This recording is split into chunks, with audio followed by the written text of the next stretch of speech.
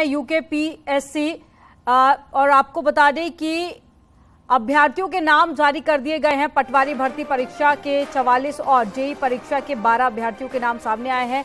इनमें से ज्यादातर अभ्यर्थी हरिद्वार जिले के हैं। अगले कुछ सालों के लिए अभ्यर्थियों पर प्रतिबंध लगाया जा सकता है।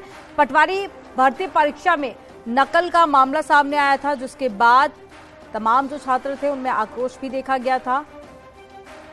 तो यूकेपीएससी ने नकलची अभ्यर्थियों के नाम जारी कर दिए हैं। पटवारी भर्ती परीक्षा के 44 और साथ ही जेईई परीक्षा के 12 अभ्यर्थियों के नाम सामने आए हैं। इनमें से ज्यादातर अभ्यर्थी हरिद्वार जिले के रहने वाले हैं।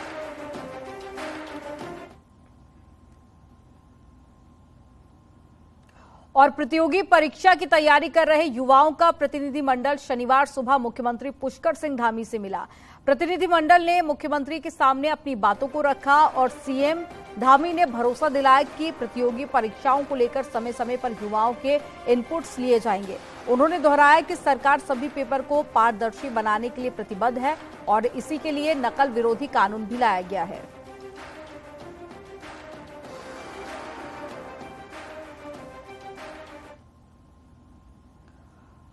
नकल विरोधी कानून बनने के बाद में रविवार को सरकारी नौकरी के लिए पहला एग्जाम होने जा रहा है। राज्य लोक सेवा आयोग नए सिरे से 498 सेंटर्स में पटवारी लेखपाल का पेपर करवाने जा रहा है और कड़ी सुरक्षा के बीच में होने जा रहे एग्जाम में इस बार पुलिस के साथ साथ LIU भी नजर रखेगी। कल होने वाले पेपर के लिए 1,58,210 कैंडिडेट रजिस्टर्ड हैं, तो वहीं पिछले पेपर में ब्लैकलिस्टेड हुए 44 कैंडिडेट को भी पेपर देने की छूट दी गई है, लेकिन उन्हें 15 दिन में कारण बताओ नोटिस भी जारी किया गया।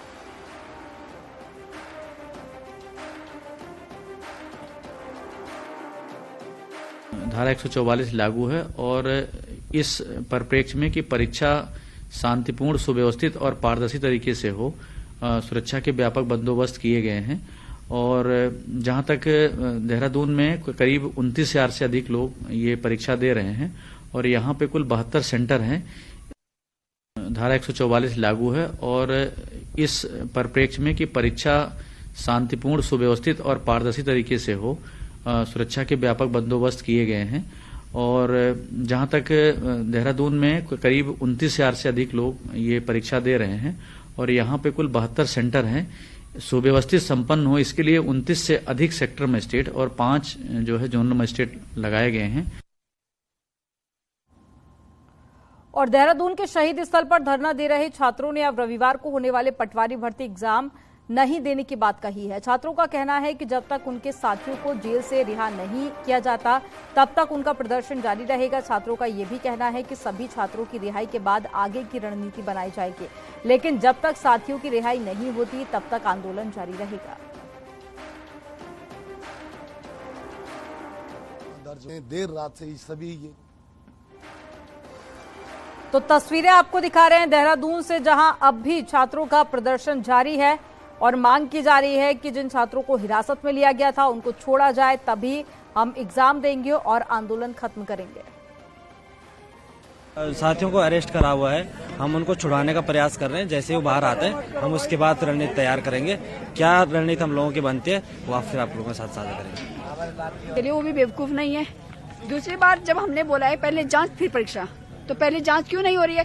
आपने आज 45 लोगों की सूची जारी की है, उसका रोल नंबर जारी, ना तो उसका फोटो जारी किया है, ना ही आपने उसके पिता का नाम जारी किया है, ना ही उसका एड्रेस जारी किया है। जो हमने आपसे एक मांग रखी थी वो हमें कुछ नहीं मिला है।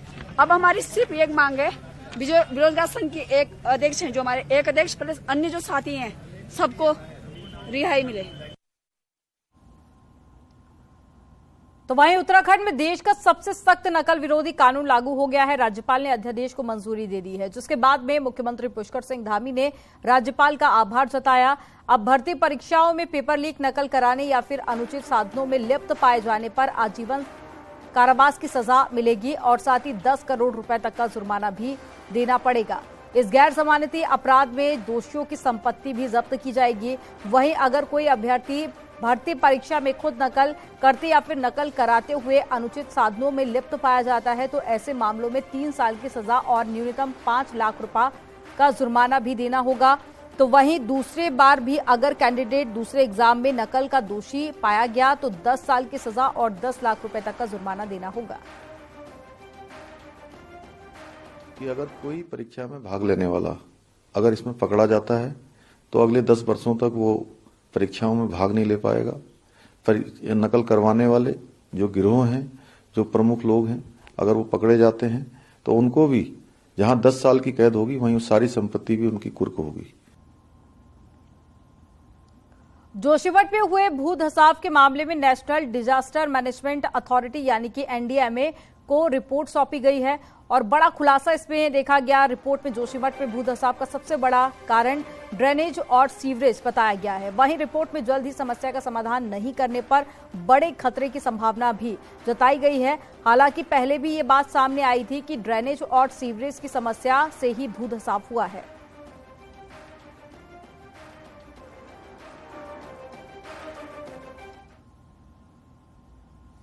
हरिद्वार में एक मां ने अपने 3 महीने के बच्चे का 9 लाख रुपए में सौदा कर दिया। पुलिस ने बच्चे की खरीद फरोख्त करने वाले दोनों पक्षों के 4 लोगों को गिरफ्तार कर लिया। दरअसल कनखल थाना पुलिस को सूचना मिली थी कि थाना क्षेत्र की रहने वाली एक महिला का तलाक हो चुका है और उसका 3 महीने का बच्चा है। महिला ने एक बिचौलिए के जरिए देहरादून के रहने वाले एक निसंतान दंपति को 9 लाख रुपए में बच्चा बेच दिया था।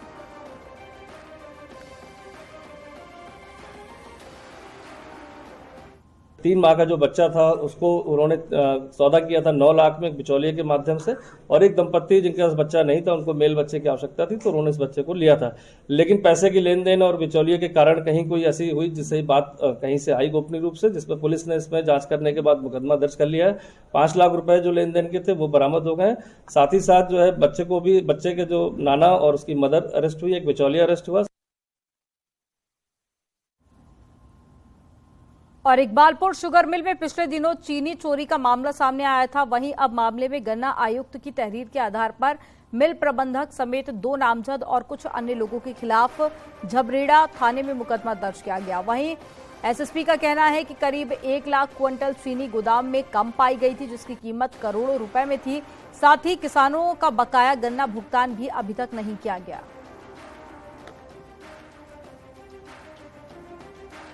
1 लाख कुंटल के ऊपर जो है चीनी भी वहाँ का स्टॉक कम है। साथ ही साथ जो है बकाया जो किसानों का था वो भी 1 करोड़ से ज़्यादा का बकाया किसानों का था। इसको लेकर उनके द्वारा जांच की गई थी। जांच उपरांत इसमें जो है उनके द्वारा 3 लोग के विरुद्ध जो है इसमें मुकदमा दर्ज कराया गया। 2 लोग नेम्ड है इसमें, अन्य लोग इसमें प्रबंधन के शामिल हैं।